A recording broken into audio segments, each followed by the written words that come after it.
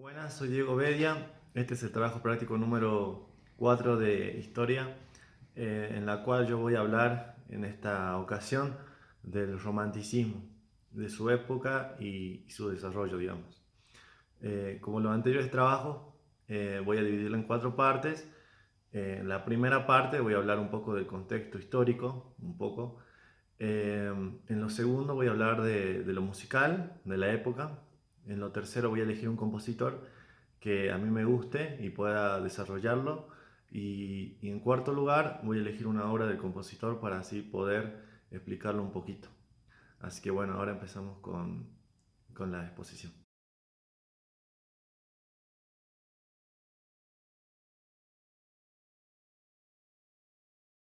Bueno, para hablar un poco del contexto histórico del romanticismo, podríamos decir de que este movimiento cultural empieza en Alemania y Reino Unido a fines del siglo XVIII. Lo que se buscaba mucho en los sentimientos, digamos, y en lo subjetivo. Y eso se ve reflejado, digamos, tanto en lo político, en lo literario, en la vida misma. Es como que fue un cambio muy diferente a lo que era, digamos, la ilustración por parte del clasicismo. Acá se fija mucho en el yo, en los sentimientos, en la nostalgia a la hora de componer, por ejemplo. Fue un cambio muy rotundo en la cual salieron diversos compositores que luego voy a hablar en el contexto musical. Un cambio rotundo en donde ya se fijaban mucho más en los sentimientos propios que uno tiene y en fijarse en uno mismo a la hora de ver todo.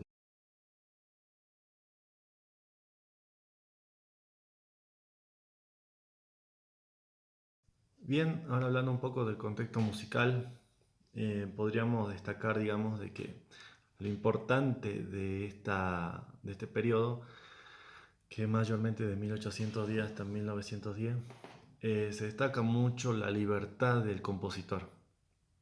Se buscaba mucho el virtuosismo, la expresión, el sentimiento, y eso se veía reflejado, digamos, en que buscaban de que el instrumento cante, o sea, que haya una melodía que sea destacada.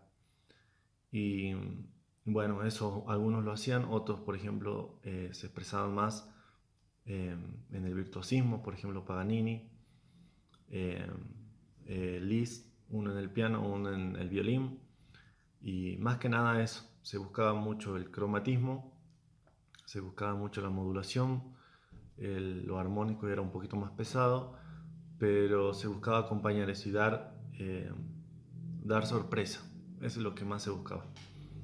Entonces, bueno, ese era uno de los cambios más importantes. Aparecen formas musicales nuevas, por ejemplo los valses, los estudios, los nocturnos de Chopin, eh, y son como muy diferentes, o sea, se explayan un poquito más, digamos. El género sinfónico aparece, o sea, no aparece, digamos, es como que se explaya un poco más. Es un poquito más largo debido a lo que era en el clasicismo, donde eran mayormente, por ejemplo, si una obra de Mozart era de 20 minutos, en el romanticismo era el doble, digamos.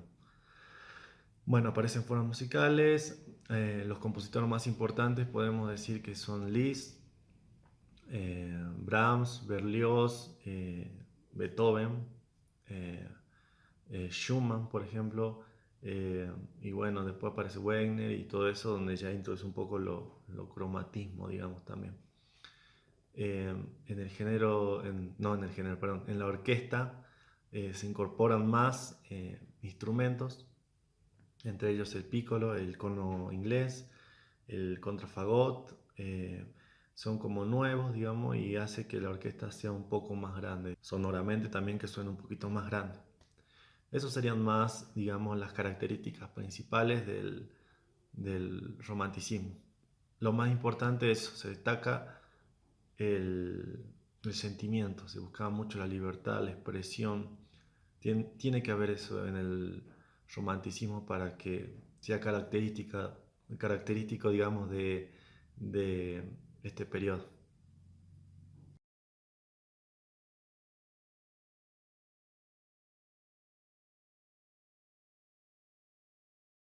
Bueno, en este caso del compositor que yo elegí es Francisco de Asís Tárrega Eicea. Es un compositor de guitarra. Lo elegí personalmente porque yo toco la guitarra y me gusta. Fue un compositor que nació en 1852 en Villarreal, España, y murió en Barcelona en 1902. Bueno, lo que quería destacar de este compositor de romanticismo es que, un poco hablando de su infancia, es que él de niño, al caer en una sequía, sufrió un daño visual, digamos, lo cual, por ese temor, sus padres lo introdujeron a un conservatorio para que pudiera vivir de la música, digamos. Toda su vida él fue un músico callejero, se la pasaba tocando en bares, en la calle, por ejemplo, hasta llegó a un punto de la pobreza. Eh, Él llegó a estudiar en un conservatorio y fue alumno de Emilio Arrieta, por ejemplo, un compositor muy importante. Eh, Él estudió ahí, luego él más adelante dio clases a Emilio Pujol, un guitarrista muy conocido. Eh, Luego con los años ella viaja a París, da conciertos ahí en Lyon, luego llega hasta el punto en 1881 de dar un concierto privado a la reina Isabel II. Pero más que nada quería destacar de él su rasgo característico que dejó en la guitarra. Por ejemplo, a la hora de componer, a la hora de usar la uña, por ejemplo, en la guitarra, los glissandos, destacar la melodía, fue muy importante él, a la hora en la guitarra. Entre sus composiciones más importantes estaban Recuerdos de Alhambra, estaba Capricho Árabe, Danza Mora, Lágrima, que son composiciones muy importantes, muy conocidas, digamos, a la hora de entrar, por ejemplo, a un conservatorio. Y más que nada su vida se pasó en eso, digamos, en ser un músico callejero, pero también un músico de élite. Eh, Luego en 1902 ya fallecería por un derrame cerebral, pero quería destacar eso, su vida fue eso, pero dejó muchísimo en la guitarra. Eso es lo que más quería destacar. Recursos, dinámicas, expresión y todo lo demás que él fue incorporando con diferentes compositores, ¿no? Y que fue amigo y alumno y profesor.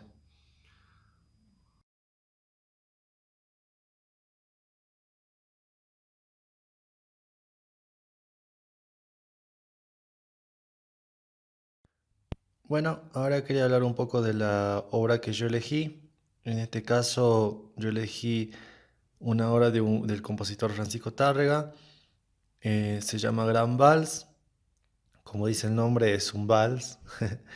Lo que me gusta de esta obra es que tiene es lo característico, digamos, del romanticismo, más allá de que Tárrega haya llegado justo al final, digamos, ya terminando el romanticismo, es como que él adquiere mucho de los compositores y también un poco del clasicismo, ¿no? Pero acá se destaca mucho algo que me importa, que es la melodía principal, que es como muy característico, digamos, del romanticismo.